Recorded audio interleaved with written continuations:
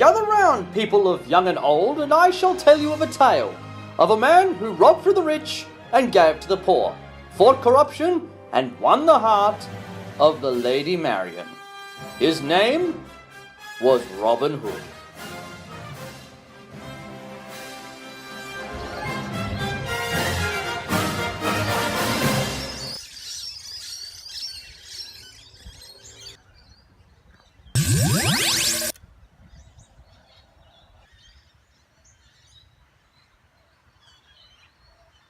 Where's the analyst?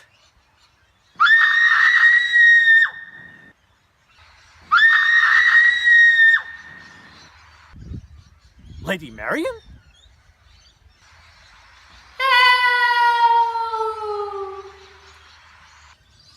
Hang on, I got this.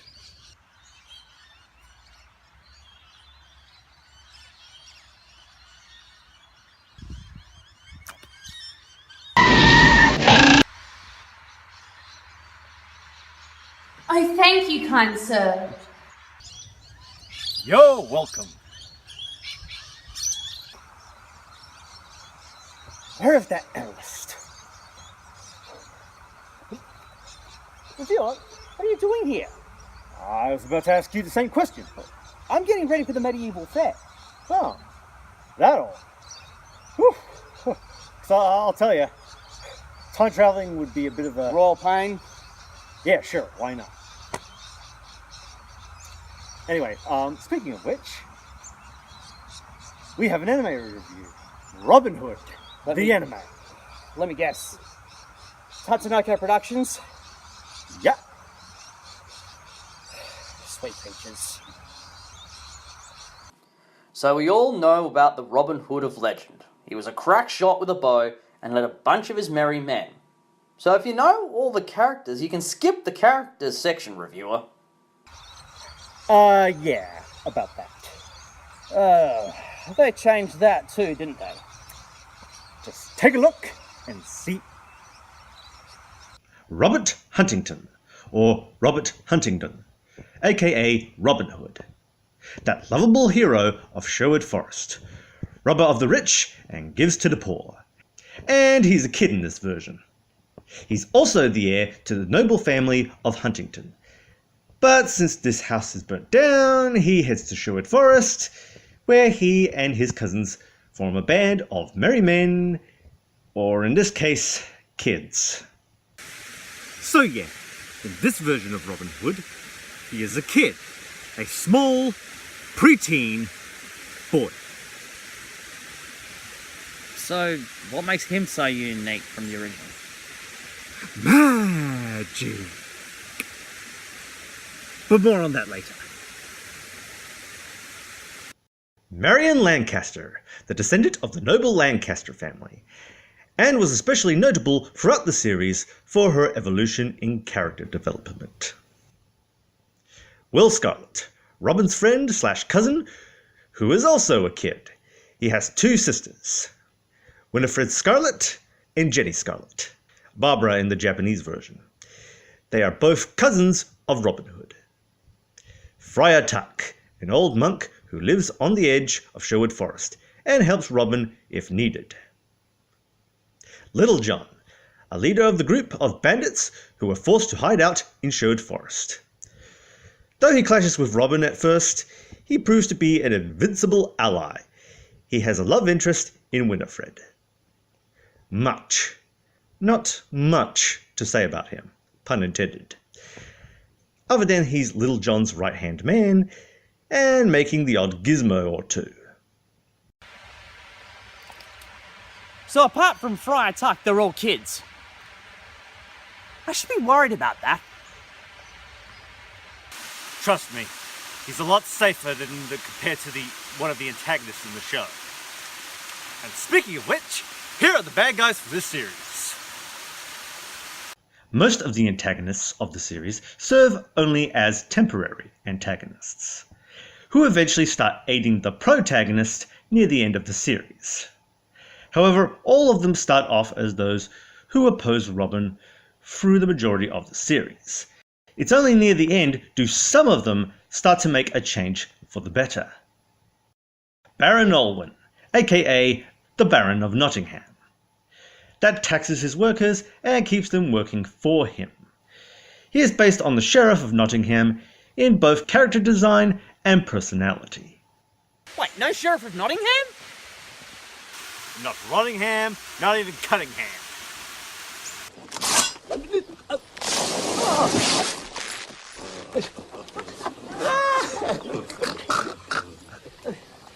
I was angry at you before, Loxley, but now I'm really pissed off. Again, not even him.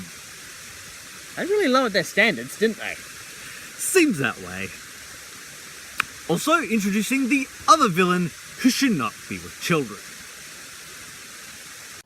Bishop Hertford, a greedy bishop of Nottingham, that is to adopt Marion Lancaster for the Lancasters' wealth. Gilbert, a loyal and dangerous knight that serves under Baron Olwen and does his bidding. And he has a scar under his right eye, which is hidden by his long hair, and is the reason for his feud with Robin Hood. If it were Captain Hook's problem, I can understand. But a scar? Especially a light one? That's just petty. Also, Gilbert is a very annoying character. Cleo, Gilbert's sister. She wears a black dress and has long, dark hair. She is told by Olwen that Robin was the cause of his brother's death. She plans to kill Robin and avenge his death, as well as join the Knights of the Black Rose. 3 of which she teams up with, named Gull, Ozma, and Lencore. Count John. Well, that's rather generic. Upon discovering his heritage, Alwyn uses him to try and take over the kingdom. He himself follows the plan to become king and attempts to replace his brother, King Richard. Guy of Gisborne, a mercenary hired by Olwen to kill Robin. He is accompanied by 2 men known as the Viking and Hood. So yeah, he's a mercenary that looks like a Fist of the North Star cosplayer. But on the plus side, he's one tough nut to crack.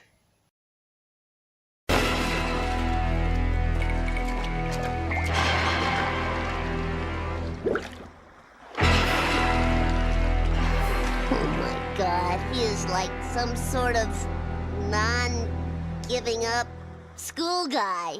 So he gets his ass handed to him by a kid. So they went home alone on. Sort of. It was a bit more like this. Hey, hotshots, come and get me, kid. You little no-good juvenile delinquent! Come on! Heads up! Nice shot. I'm going. We got you now.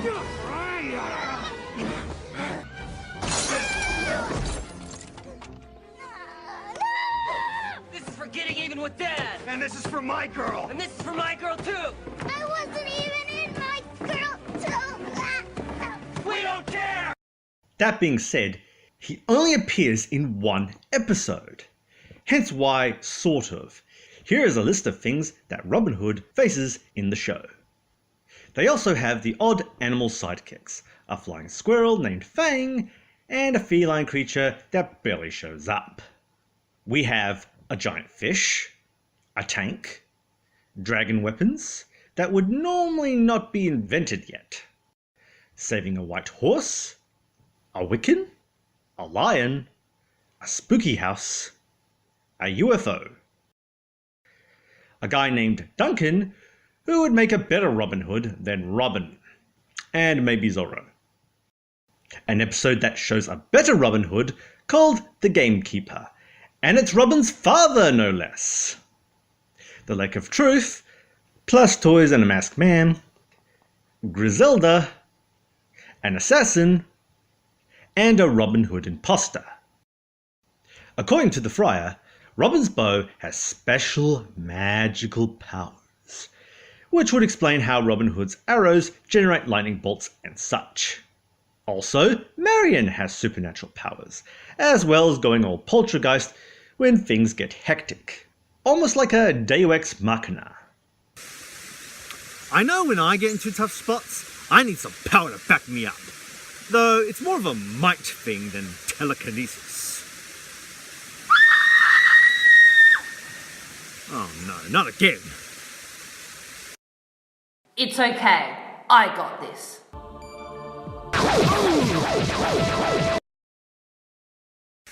Excellent.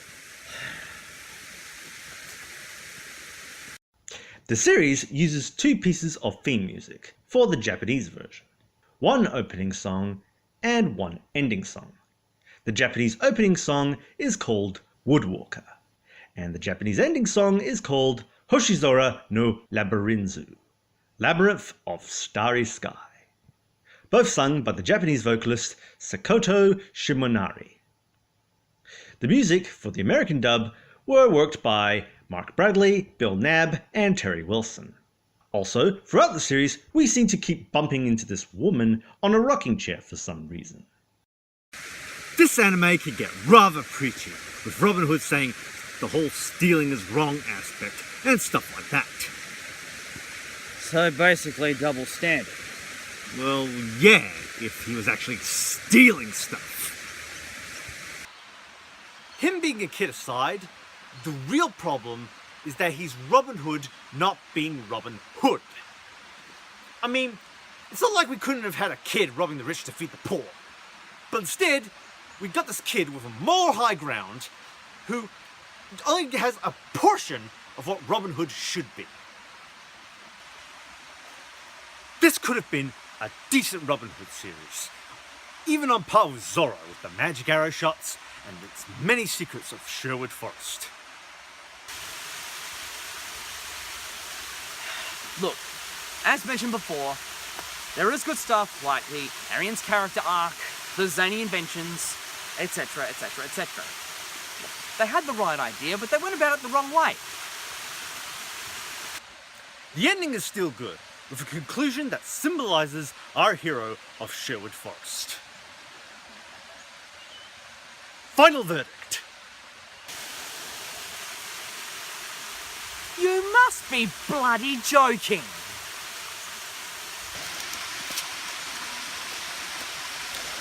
This might have well been called Young Robin Hood, or Robin Hood Jr.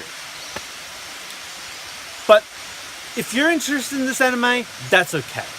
Just don't expect it to hit the bullseye. And speaking of bullseyes, this is your reminisce hero who shoots straight and true.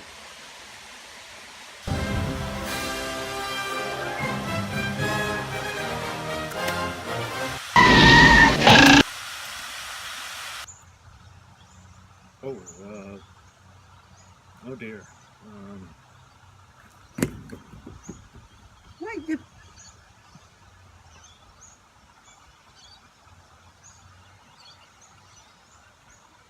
This is your anime analyst walking off. The hell is going on? We're men in tights. We roam around the forest looking for fights. We're men in tights.